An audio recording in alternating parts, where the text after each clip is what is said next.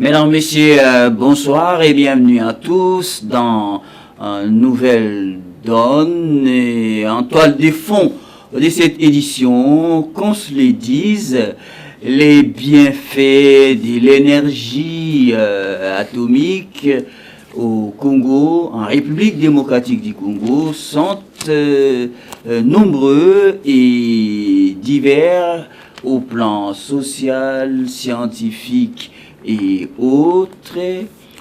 Et davantage d'ailleurs, il y aura d'autres innovations technologiques et le commissaire général à l'énergie atomique, professeur Steve Mwanza, que vous pouvez déjà apercevoir sur votre petit écran, vient de faire d'autres grandes annonces pour dire que l'énergie atomique en République démocratique du Congo n'arrête pas de faire des progrès. Professeur Steve Mwanza, nous allons en savoir beaucoup plus dans le courant de cette émission. Les Congolais de tous âges ne s'en aperçoivent pas toujours au quotidien de ces bienfaits. Alors, professeur Steve Mwanza,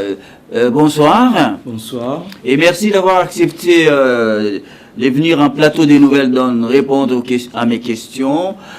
Professeur, dites aux Congolais, vous qui gérez au quotidien l'énergie atomique dans un autre pays, l'énergie atomique en République démocratique du Congo est une réalité vivante. Oui, l'énergie atomique a beaucoup d'applications. On parle, disons, le point phare de ces applications ces derniers temps, les plus grands projets sur lesquels travaille le Commissariat général à l'énergie atomique, c'est les applications notamment pour la santé qui ont marqué l'actualité, notamment la semaine dernière. Il peut y avoir toutes sortes d'applications de l'énergie atomique.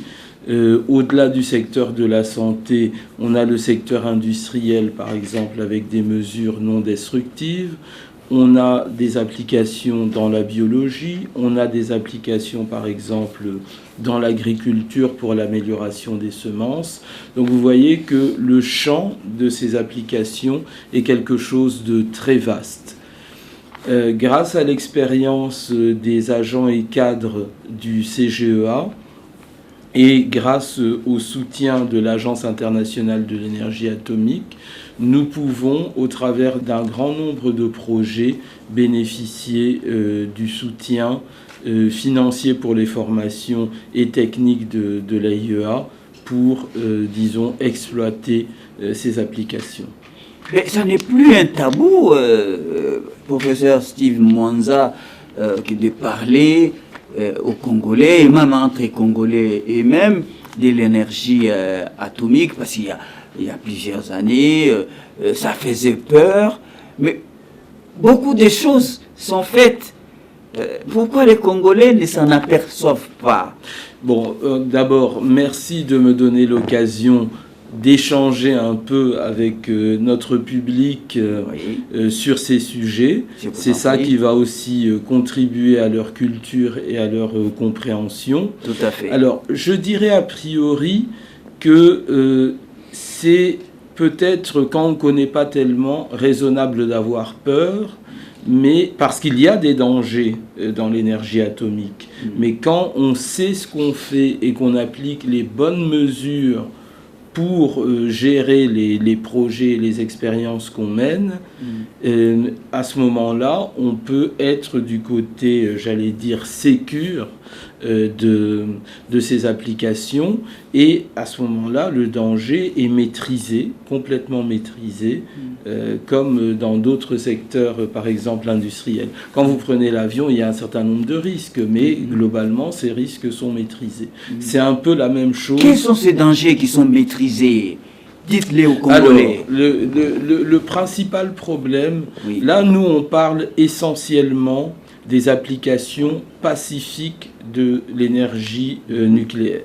Donc on ne parle pas des armes, nous sommes un pays qui avons simplement des applications pacifiques. Et l'AIEA est un petit peu l'agence des Nations Unies qui s'occupe de ça, toutes les applications pacifiques, mais c'est en plus le gendarme du nucléaire pour ceux qui voudraient dévier de ces engagements-là. Totalement différent avec le nucléaire militaire. Oui, alors le nucléaire militaire, effectivement, c'est autre chose. C'est pour fabriquer des bombes nucléaires de tout type. Il peut y avoir ce qu'on appelle typiquement des bombas, des bombages, des bombes à neutrons, tout ce que vous voulez. Nous, on n'est pas dans cette problématique-là. Ce qu'il faut savoir, c'est qu'après la Deuxième Guerre mondiale, où il y avait eu l'utilisation, d'abord la mise au point et l'utilisation des premières armes nucléaires contre le Japon, Hiroshima et Nagasaki, le 6 et le 9 août 1945, il y a eu après coup, disons, la prise de conscience qu'il y avait aussi beaucoup de bienfaits dans les applications de l'énergie nucléaire. Et c'est le fameux discours du président américain Dwight Eisenhower en 1953 qui a mené quelques années plus tard à la création d'une branche des Nations Unies dont j'ai parlé tout à l'heure, l'AIEA. Nous, le pays, on y a adhéré en 1960. Qui a son siège à Vienne. Qui a son siège à Vienne, en Autriche. Et d'ailleurs, l'actualité récente aussi, puisqu'il faut aussi parler de ça, c'est que nous sommes allés avec son Excellence, Madame la Ministre de l'Enseignement supérieur, universitaire, recherche scientifique et innovation.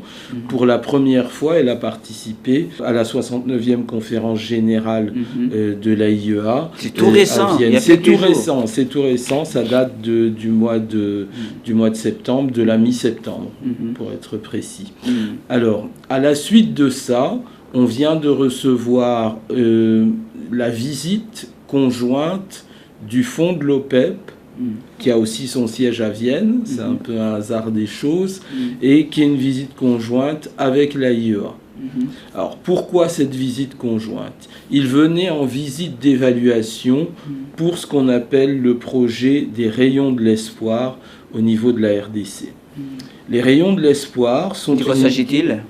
Alors, je vais essayer de recadrer un petit peu avec un tout petit peu d'historique. Les rayons de l'espoir sont une initiative qui a été lancée par le directeur général de l'AIEA, Monsieur Raphaël Mariano Grossi.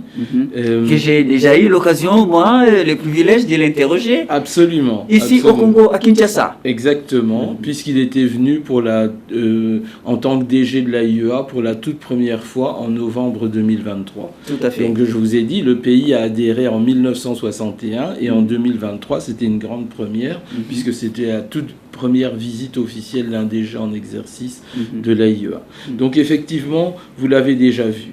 Ce qu'il avait lancé comme initiative, ça s'appelle les rayons de l'espoir en français, Rays of Hope en anglais, et c'est une initiative de l'agence pour permettre aux pays à revenus faibles et intermédiaires de se doter de moyens pour diagnostiquer et traiter le cancer.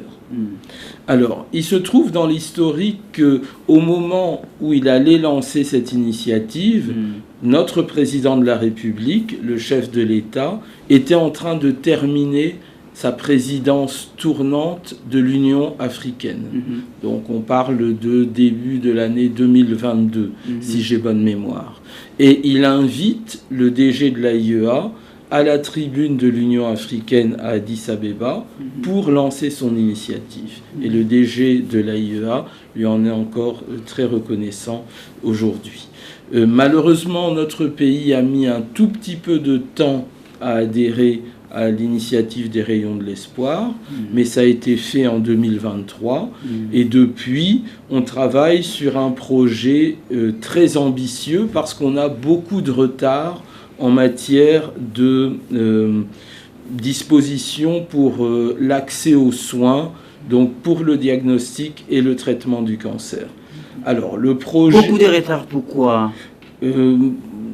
et peut-être il y avait une prise de conscience qui n'était pas là. Vous voyez, on est un pays d'environ 120 millions d'habitants.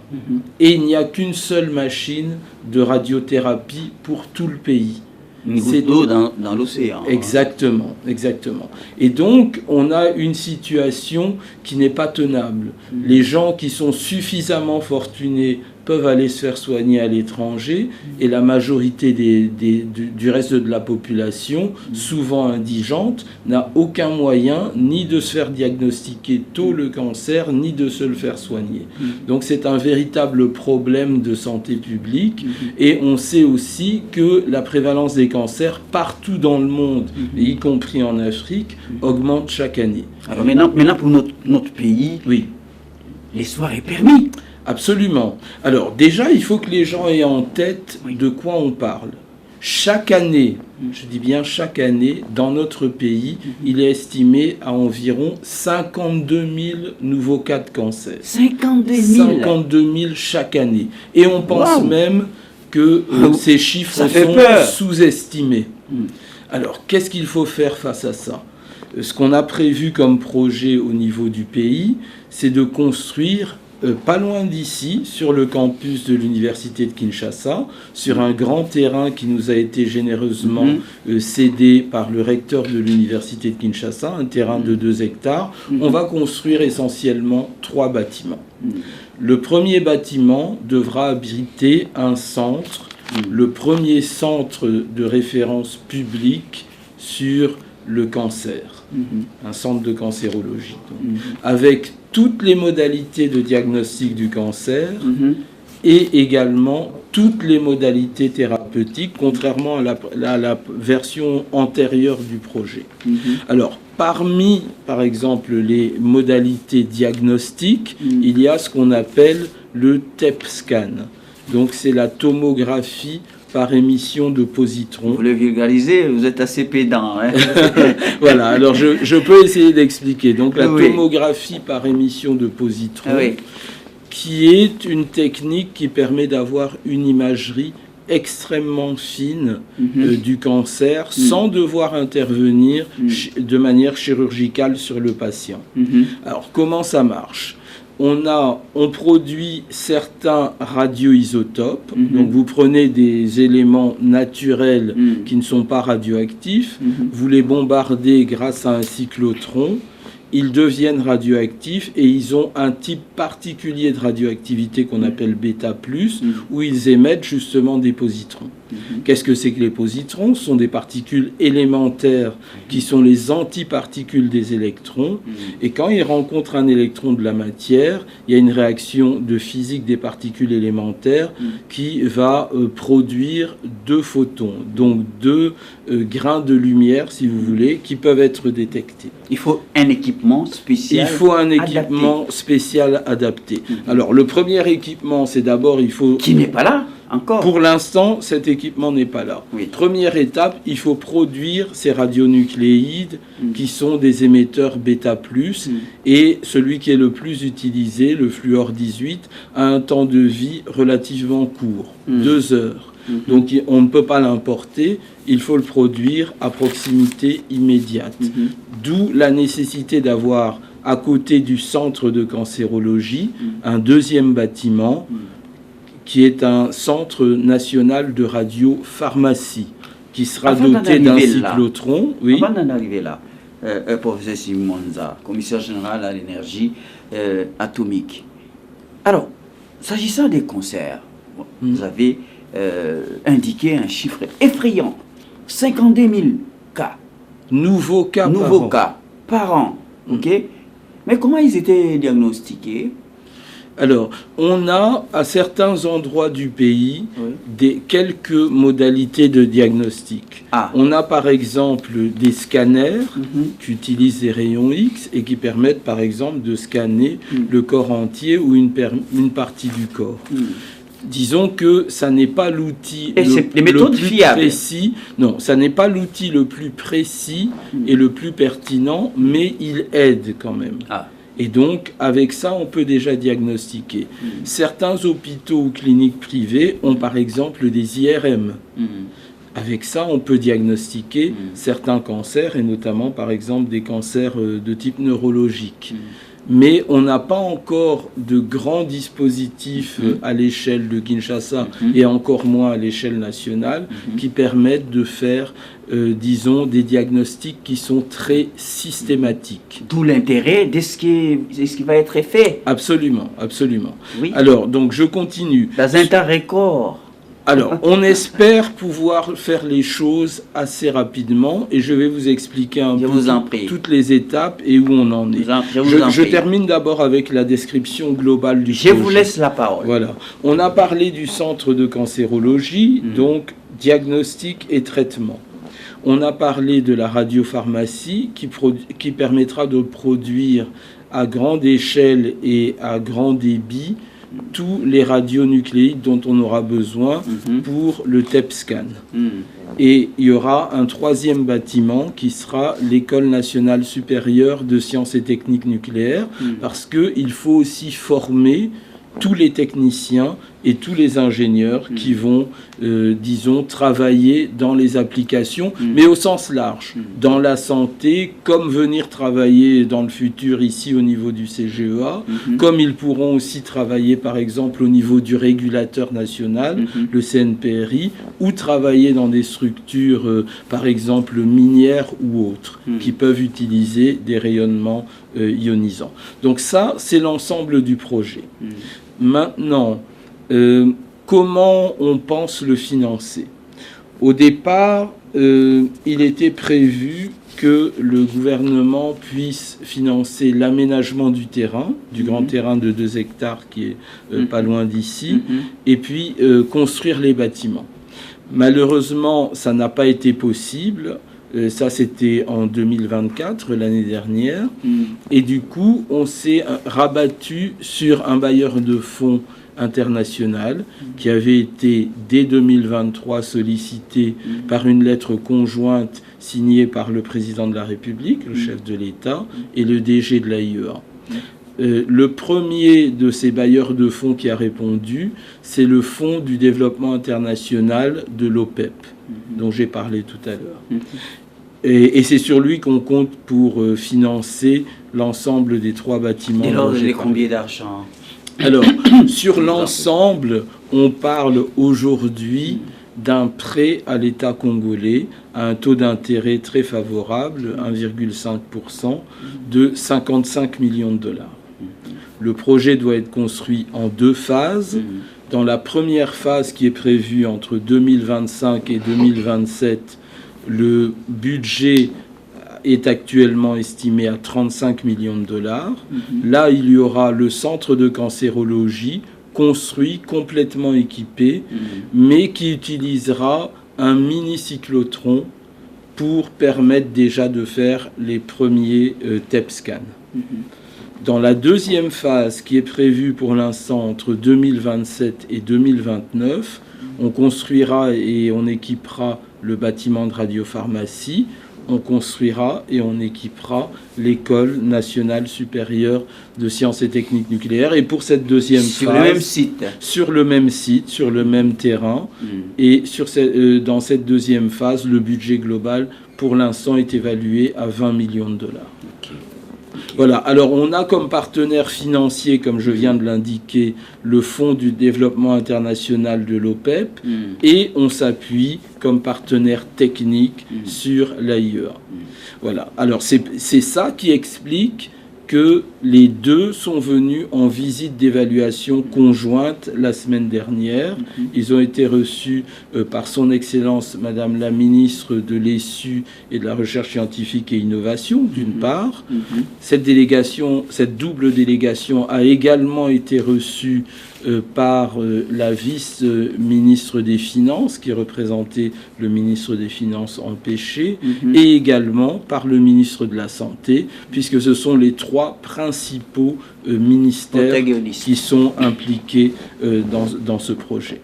Voilà, donc ça c'est un peu l'overview de ce projet. Alors, où est-ce qu'on en est ? Si tout va bien, on a déjà beaucoup avancé sur le plan technique par rapport à nos deux partenaires. Et on a fait un travail vraiment énorme depuis 2023 sur ces projets. On pourrait, si tout va bien, d'ici au mois de décembre, donc avant la fin de l'année, obtenir du fonds de l'OPEP l'accord de prêt pour l'enveloppe globale, c'est-à-dire on négocie en une fois la phase 1 et la phase 55 2, millions de donc dollars. les 55 millions de dollars. Alors, ça impliquera beaucoup Mise de à la choses. disposition du commissariat général. Non, c'est pas comme ça que ça se passe. Ça se passe comment alors? Ça se passe de la manière suivante. On va par exemple gérer un certain nombre d'appels d'offres liés au projet. Des entreprises seront sélectionnées. On obtiendra tous les avis de non-objection du fonds de l'OPEP. Les entreprises congolaises. Non, pas nécessairement, et même vraisemblablement pas, parce que pour des projets de cette complexité-là, il y a quelques beaucoup entreprises extrêmement techniques, beaucoup très avancées. Et ces entreprises devront aussi nous rassurer qu'elles ont déjà construit des ouvrages équivalents ailleurs, dans de bonnes conditions. Donc ce sera vraisemblablement des entreprises internationales. Et une fois que des tranches de projets seront validés par le fonds de l'OPEP et l'AIEA, à ce moment-là, le fonds de l'OPEP paiera directement ces entreprises. Voilà, ce n'est pas de l'argent qui est mis à notre disposition comme ça et qu'on va gérer. Entreprise internationale, mais avec la main-d'œuvre congolaise. Oui, tout à fait. Il y a toujours une implication. Donc, création de l'emploi. Absolument, création d'emplois pour toute la phase d'abord d'aménagement du terrain, de construction des différents bâtiments dont on a parlé, et ensuite de leur équipement. Bon, alors, beaucoup de progrès en perspective. Vous pouvez dire aux Congolais de manière concrète que déjà la première pierre, de nouveau ou celle qui était déjà posée en 2023 par M. Grosso? Alors, effectivement, M. Grossi était venu en compagnie du ministre de la Recherche sortant et du ministre de l'Enseignement supérieur et universitaire de l'époque, poser la première pierre sur le terrain ici, sur le campus de l'université de Kinshasa. Et il est impatient de pouvoir revenir au pays, et il serait vraiment bien sûr très chaleureusement accueilli pour voir de ses yeux, en compagnie de notre président de la République, les murs de ces différents bâtiments en train d'être... Qui sortiront des terres. Qui sortiront de terre, exactement. Et donc on travaille d'arrache-pied pour cette perspective-là. Parce que si on obtient les fonds, les travaux... Ah, c'est lié à l'obtention des fonds. Oui, parce qu'il faut bien financer tous ces travaux-là, qui coûtent quand même, comme on l'a vu, près de 60 millions de dollars. Et vous dites, les fonds seront disponibilisés d'ici fin décembre. Ils pourraient être disponibilisés. Donc pour l'instant, on n'a pas de certitude absolue, mais on est en très bonne voie pour obtenir ces financements. Si on les a à cette date-là, dès le début de l'année 2026, on peut commencer le chantier d'abord d'aménagement du terrain et ensuite de construction du centre de cancérologie. Alors, professeur Steve Mwanza, en contrepartie, le Congo, par rapport à ces grands projets, donne quoi? Alors, le Congo a fourni le terrain. Et puis, il a fourni un certain nombre d'efforts ici au CGEA, notamment par la formation de ses personnels, qui est complémentaire. Sur place à Kinshasa? Non, pas nécessairement. Vous les avez envoyés à l'étranger? Un certain nombre d'entre eux ont été envoyés à l'étranger. On a par exemple 3 étudiants qui sont en train de faire des thèses de doctorat en physique dans des labos français, que le CGEA finance. Quels 3 étudiants? Laissez-moi y venir. Je vous en prie. Laissez-moi y venir. Quand moi je suis arrivé, il n'y avait aucune bourse qui était payée directement par le CGEA pour former ces agents à l'étranger. Donc je vous dis, 3 étudiants sont en thèse de doctorat en physique en France, par exemple. Sur fonds propres, vous voulez dire? Sur fonds propres du Oui. CGEA. Oui. Il y en a un qui est au Nigeria, qui fait aussi une thèse de doctorat. Et en plus de ça, on vient d'avoir un étudiant qui est inscrit en master, toujours en France, qui est également payé sur fonds propres du CGEA. On a un grand nombre d'autres étudiants qui sont en formation aussi à l'étranger et qui sont payés sur les fonds de l'AIEA. Quand vous parlez comme ça, professeur Steve Oui. Mwanza, j'ai envie de demander, le commissariat général de l'énergie atomique est une unité de production à la fois. En principe, ça devrait l'être. Le problème, c'est que on a eu un certain vieillissement de nos grands équipements et actuellement, nous n'avons pas de grands équipements fonctionnels. Le plus grand des équipements qu'on a ici, c'est un réacteur nucléaire de recherche. Ça vous oblige de travailler au ralenti ou, oui, d'une certaine manière. En termes de production, en tout cas, oui. Alors, on a par exemple, entre autres projets, de redémarrer ce réacteur nucléaire Tricot 2 qui est à l'arrêt depuis plus de 20 ans. Wow. Et avec ça, on pourra produire des radioisotopes qui sont complémentaires de ceux qu'on peut produire à partir du cyclotron. Donc ça, c'est un grand équipement qu'on n'a pas pour l'instant. Et ça permettrait aussi de faire un certain nombre d'expériences scientifiques qui permettent de faire de la recherche et de former notamment les jeunes générations à ce type d'instruments. Mais qui va venir avec les annonces que vous faites. Là, c'est un financement séparé pour l'instant. Ça n'est pas dans les projets de Rayon de l'Espoir en tant que tel. Les projets de Rayon de l'Espoir, c'est ce que je vous ai décrit tout à l'heure, la construction de ces 3 bâtiments. Principalement concernant le domaine de la santé. Hein. Voilà.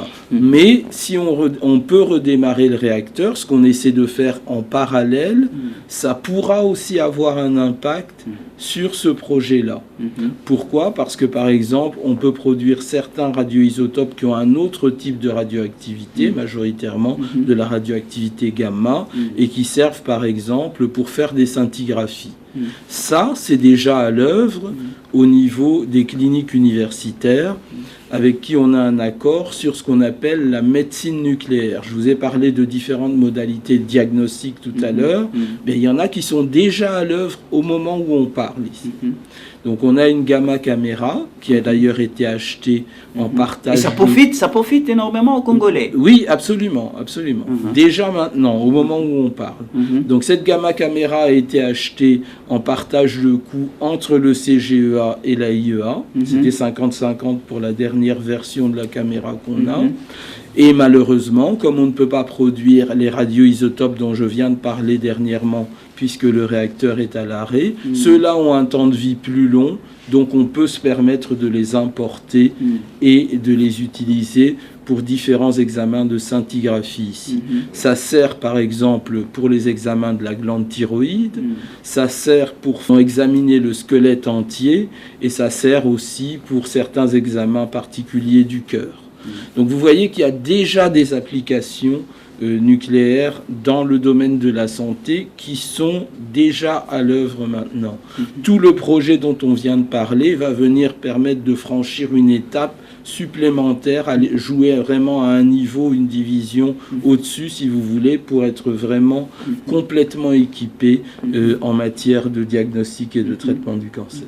Alors, dans quelle mesure vous dites aux Congolais d'accueillir ces bonnes nouvelles, d'être heureux dans un avenir proche? Eh bien, c'est effectivement un immense espoir qui est soulevé pour la population, parce que effectivement, on pourrait demain... Au niveau de la capitale, Kinshasa ou c'est une question intéressante. Oui. Quelle est la stratégie? Parce qu'avec ça, on travaille évidemment de concert avec le ministère de la Santé et en particulier avec le Centre national de lutte contre le cancer. On travaille vraiment très étroitement en symbiose avec cet organisme. Qu'est-ce que cet organisme avait prévu? d'abord de mettre en place les premières étapes de la lutte contre le cancer ici à Kinshasa, en créant une sorte de hub ici à Kinshasa et pour les environs immédiats. Mais aussi, ils avaient déjà pensé à étendre ces centres anti-cancer avec des centres un peu plus petits que le premier que je viens de décrire dans 9 villes qui ont déjà été identifiées. Lubumbashi, Mbujimayi, un certain nombre de villes en province. Alors, donc, on va construire ce projet-ci et puis chercher des financements. Et on a des perspectives intéressantes, par exemple, avec des financements qui pourraient venir de la Banque africaine du développement, pour continuer à faire, dans les 9 villes de province qui sont déjà sélectionnées, des centres de cancer un peu plus petits. Et par exemple, ces centres-là seront dotés de TEP-scan, qui utiliseront des petits cyclotrons. Et donc, tout le personnel qu'on forme ici pourra à terme aussi être déployé dans ces unités de province. Et on va aussi produire un certain nombre de radioisotopes ici, par exemple avec le réacteur dès qu'il sera redémarré, qu'on pourra, dispatcher dans ces différents centres. Professeur Steve Mwanza, les cancers, ça fait peur, hein? Les cancers comme maladie au Congo, un fléau? C'est véritablement un fléau de santé publique parce que on n'est pas, si vous voulez, équipé pour d'abord le diagnostiquer tôt. Et vous savez qu'en la matière, au plus tôt on le diagnostique, au plus tôt on peut éventuellement le guérir. Ou en tout cas avoir, une rémission plus longue, une qualité de vie meilleure. Et un des drames chez nous, c'est que la majorité des cancers sont détectés à un stade très avancé, ce qui donne des diagnostics assez... Faute des diagnostics... Faute de campagnes de dépistage et de diagnostics précoces. Oui. Prenons par exemple un des cancers les plus fréquents chez la femme. On a le cancer du col de l'utérus, mais on a aussi par exemple le cancer du sein. Eh bien, il faudrait avoir des... Donc les femmes sont les plus grandes victimes, hein? Oui, statistiquement, oui, elles sont un peu plus touchées nombreuses que les hommes, effectivement, par ce fléau. Mais par exemple, s'agissant du cancer du sein, on a certains appareils de radiographie qu'on appelle des mammographes, et il faudrait d'abord, il faudrait que les centres soient équipés, que les personnels qui doivent faire ce type d'examen soient formés, que les techniciens dont je parlais tout à l'heure puissent s'occuper de toute la partie qui est de l'instrumentation et que les médecins spécialisés puissent faire ces examens. Il faut faire des grandes campagnes de dépistage de ça pour éventuellement détecter à des stades précoces, et ça doit se faire à l'échelle nationale. Mais il faut être équipé pour ça. Alors dernièrement, l'AIEA nous a annoncé qu'elle prévoyait de donner des appareils de mammographie et le pays devrait, dans un premier temps, en recevoir un premier. Alors, moi, j'ai discuté avec notre partenaire qui est tout proche ici, des cliniques universitaires, avec le médecin directeur, pour m'assurer que si on désignait sa structure hospitalière, il aurait les spécialistes qui savent se servir correctement d'une mammographie.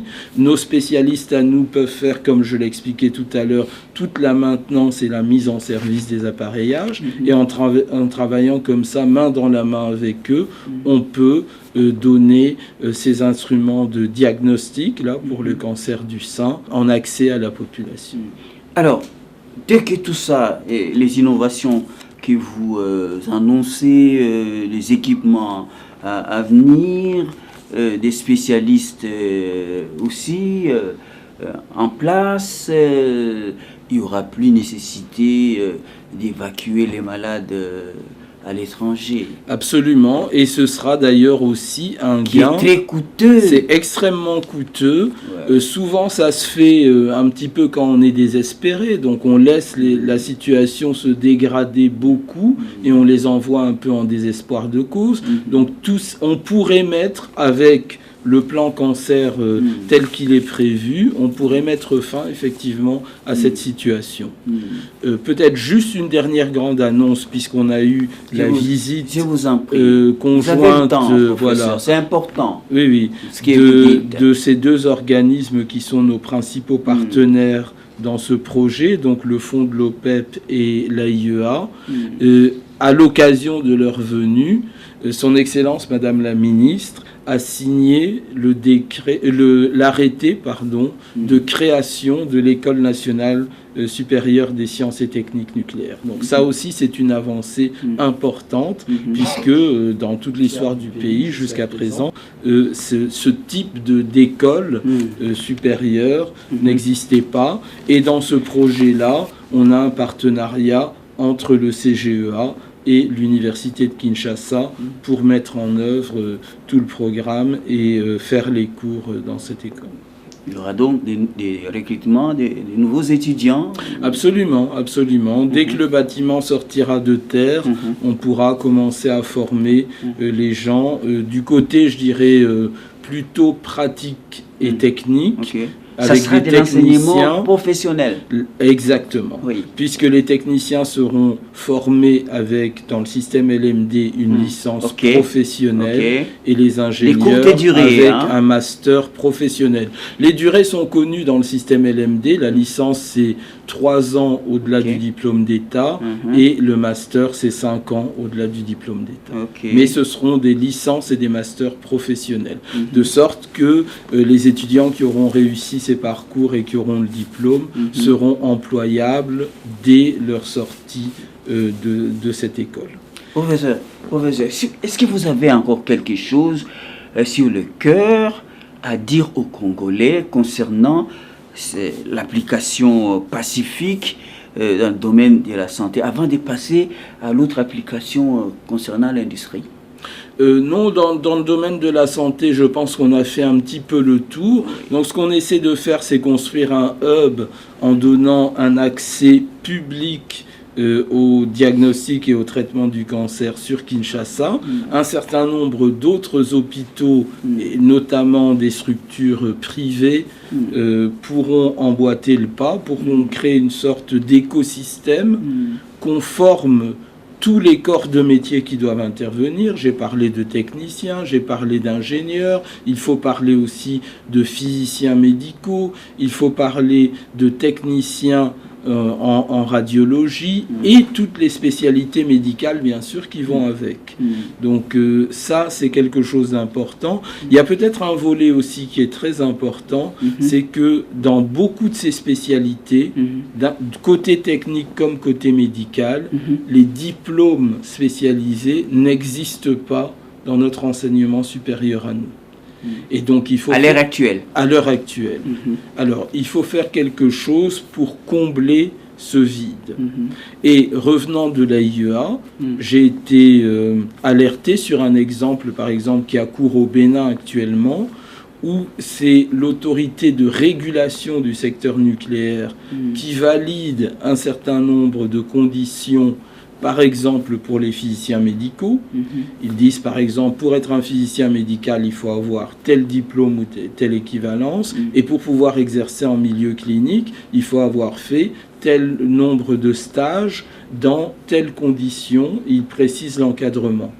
Et avec ces dispositions réglementaires proposées à nos autorités par le régulateur, donc chez nous ce serait le CNPRI, on peut laisser le temps à l'enseignement supérieur de mettre en place ces formations et de mettre en place ces diplômes, mais déjà avancer avec quelque chose qui est cadré néanmoins.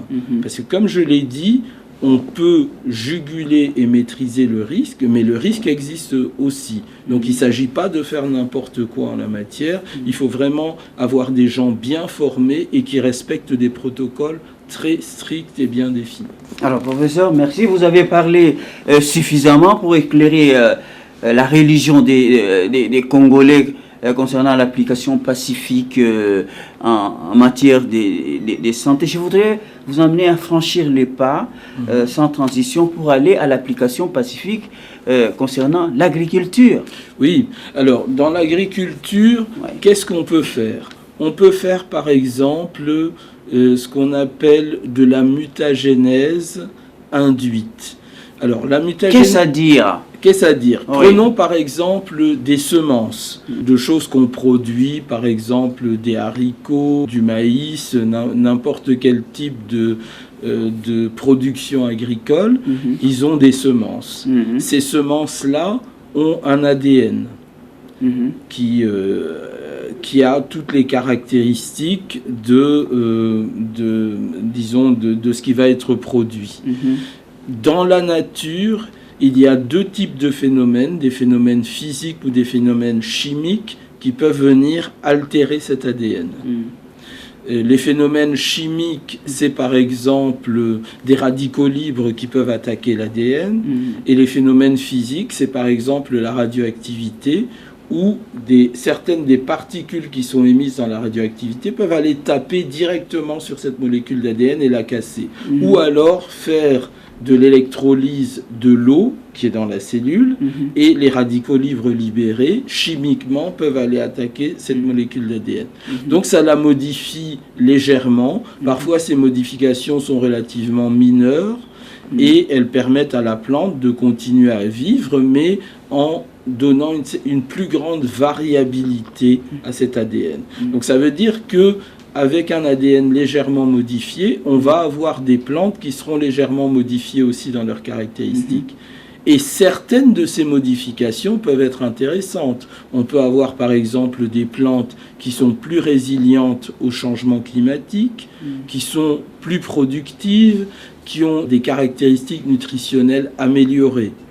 Et donc, ce processus-là, qui est rare dans la nature, peut être accéléré en laboratoire en prenant ces semences et en les bombardant par de la radioactivité gamma, par exemple, qui ne fait qu'accélérer ce processus. Et en l'accélérant, on peut sélectionner plus facilement des mutants qui sont plus productifs ou mieux adaptés que ceux qu'on utilise traditionnellement. Professeur Steve Mwanza, bio-OGM, tout à fait différent.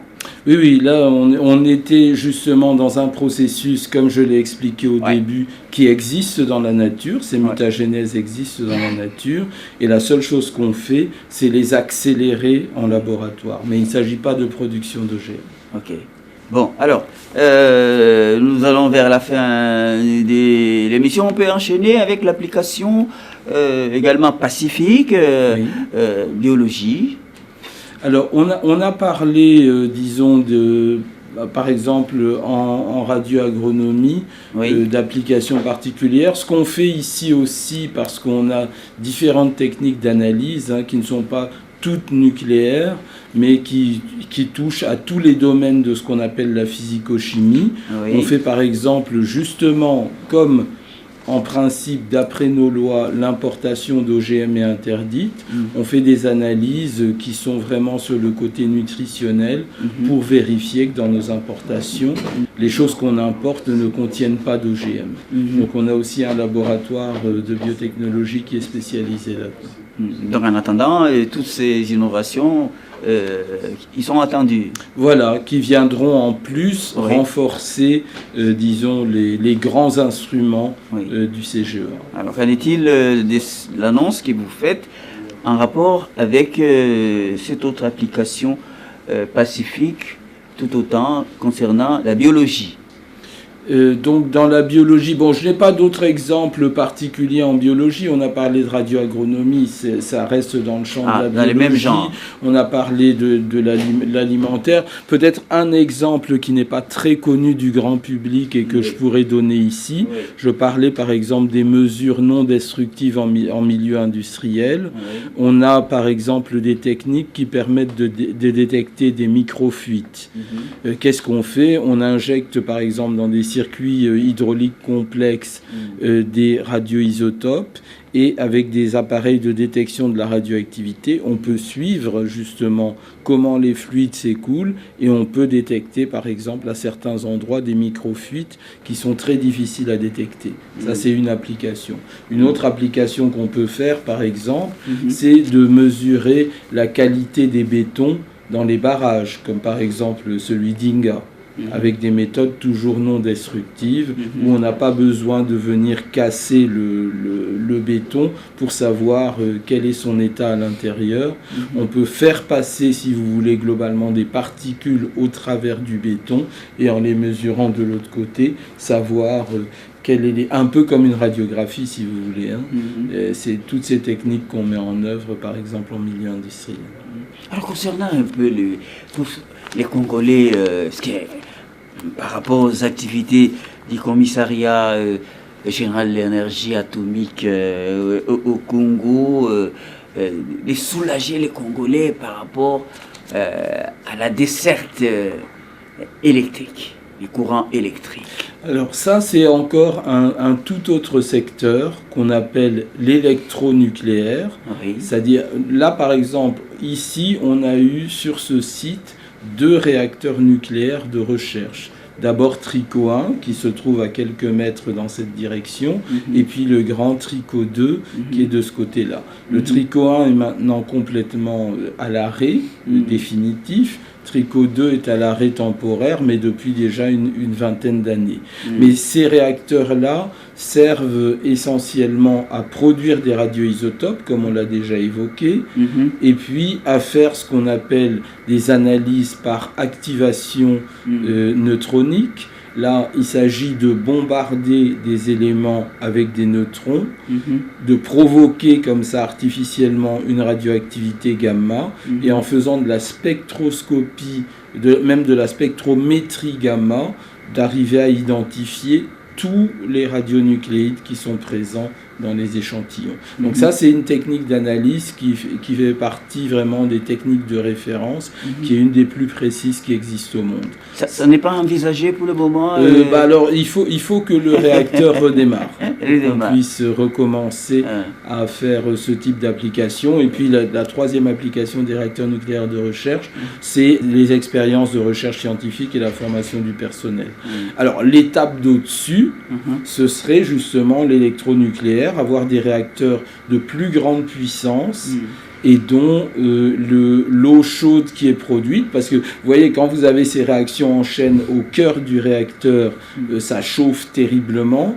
On refroidit tout ça avec des circuits hydrauliques primaires, et puis si par exemple dans le circuit secondaire on peut faire tourner une turbine électrique pour produire de l'électricité, à ce moment-là on utilise l'énergie produite par ces réactions nucléaires pour produire de l'électricité. Malheureusement, mais les Congo, on a les moyens. On n'est pas Steve Monza, expert à la matière. Alors, on va peut-être penser à un savant que vous êtes. Alors, il faut justement redémarrer le réacteur, reformer un petit peu les gens avec un réacteur nucléaire de recherche. Ça peut être une bonne étape.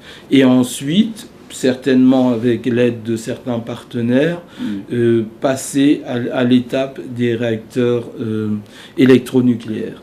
On pense par exemple, et ça avait été discuté avec les ministres de la Recherche sortants, s'orienter peut-être vers ce qu'on appelle des SMR, donc des petits réacteurs modulaires, qui sont... Dans chaque ville, dans chaque...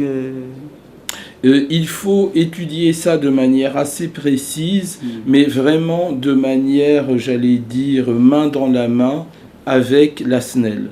Parce qu'on ne peut pas parler d'électronucléaire comme s'il était du nucléaire dans son coin. Il faut automatiquement que l'électricité produite soit injectée dans le réseau.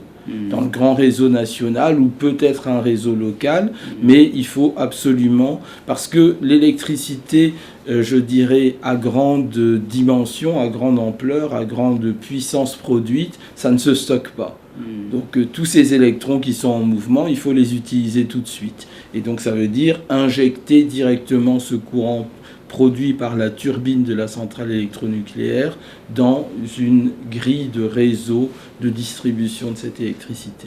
Alors, je ne résistais pas, professeur Steve Mwanza, à vous poser la question selon laquelle, en fait, je voudrais vous demander votre réaction à vous en tant qu'expert scientifique, en tant que haut cadre, aux responsabilités d'un centre de recherche, d'un commissariat à l'énergie atomique. Est-ce qu'on rattache de nouveau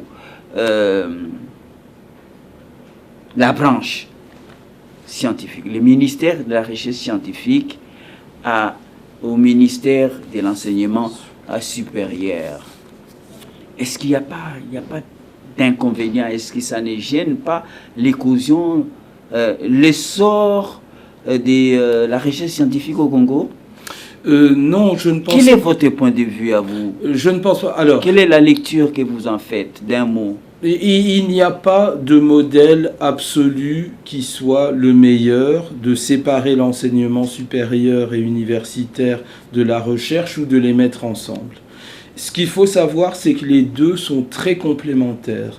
Donc il peut y avoir certains avantages à les mettre ensemble et il peut aussi y avoir, disons là par exemple le ministère dont a hérité son excellence la professeure Marie-Thérèse Sombo est très grand. Donc c'est peut-être une difficulté supplémentaire de gestion de cette espèce de macro-ministère. Mais en dehors de ça, il y a énormément de synergie. Parce que vous voyez bien que vous ne pouvez pas faire de recherche si vous n'avez pas un personnel hautement qualifié. Où est-ce qu'il a été qualifié? Dans des études de type supérieur ou universitaire. Donc les deux sont vraiment en connexion étroite. Ici, par exemple, comme il n'existe pas de grands organismes nationaux de recherche, où se fait la recherche et par qui? Par des professeurs d'université. Donc vous voyez qu'on est vraiment main dans la main aussi, et on est vraiment très proche, donc il n'y a pas structurellement d'inconvénient à faire les deux. Il faut juste donner tous les moyens. Bon nombre d'inventeurs, des génies ne sont pas forcément des membres du corps scientifique. Hein? Non, effectivement. Alors, ça, c'est encore une autre branche qu'il faut aussi, sur laquelle il faut aussi prêter attention. Et ça avait été fait ces dernières années, notamment avec le Forum du génie scientifique congolais. Donc, c'est une attention particulière que le ministère de la Recherche scientifique et innovation a essayé de déployer au travers de ce forum du génie scientifique. Il pourra y avoir peut-être une évolution de cette couverture-là, mais c'est une part importante aussi parce qu'il faut combiner ce qui est vraiment, je dirais, de la science fondamentale jusqu'à ces niveaux les plus appliqués, et en bout de chaîne des niveaux complètement appliqués, on peut avoir des inventeurs qui ne viennent pas nécessairement de la formation scientifique fondamentale.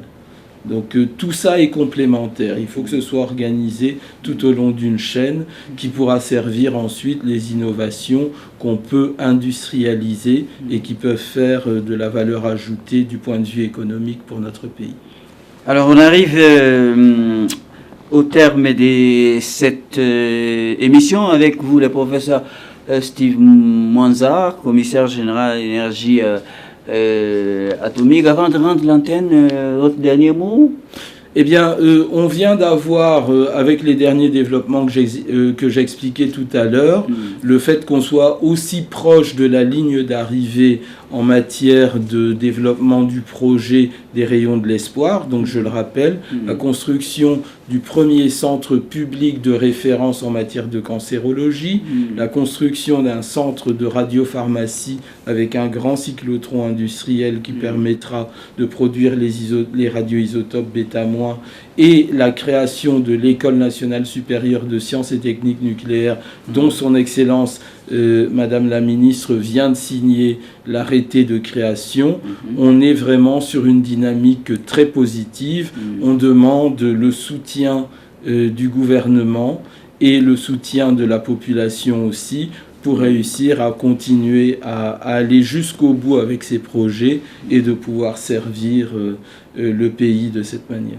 Vous dites quoi, en toute dernière question, professeur Steve Mwanza, et pour rapprocher davantage l'énergie atomique au comète mortel congolais? Ben, disons, il ne faut pas en avoir peur dans la mesure où c'est fait de manière sérieuse, et il faut vraiment inciter tous nos responsables, les représentants par exemple de la nation, que sont les sénateurs et les députés, nos ministres en exercice, de faire tout ce qui est possible en matière d'investissement pour nos équipements ou pour la formation, notamment des jeunes, pour qu'ils puissent se lancer là-dedans. Il n'y aura pas de développement sans un secteur de l'enseignement supérieur et de la recherche qui soit fort. Parce que je dirais que le cercle vertueux, c'est d'abord ça, c'est l'ensemble de ces investissements, le fait de maîtriser des secteurs de recherche fondamentale, de développer aussi des secteurs de recherche appliquée, de trouver des bons filons qu'on peut industrialiser, de créer ces industries, et avec les bénéfices qu'on fait dans la vente des services et produits de ces industries, réinjecter de l'argent dans ce cercle vertueux. Si on arrive à faire ça, c'est ça le moteur réel du développement des grands pays. Tous les grands pays ont fait ça pour se développer. Voilà, merci à vous, professeur Steve Mwanza, commissaire général à l'énergie atomique en République démocratique du Congo. Merci d'être passé nous voir ce soir. On vous retrouvera dans un avenir proche tant que l'énergie atomique, vous en avez rendu compte, vous qui nous regardez depuis le début de cette émission, les explications pertinentes données par le professeur Steve Mwanza. Voilà, nous on est terminé ce soir. J'étais aidé en cela. Derrière les caméras par mon réalisateur Pierre Mwanda, assisté des ciels Mwanza, à tous et à chacun, où que vous vous retrouvez à l'échelle nationale, à l'échelle internationale. Nous sommes sur tous les réseaux sociaux également, pas que sur les médias classiques. Voilà, Simplice Divine Kalunga wa Kalunga, je vous dis bonsoir et à très vite. Merci beaucoup à vous. Merci.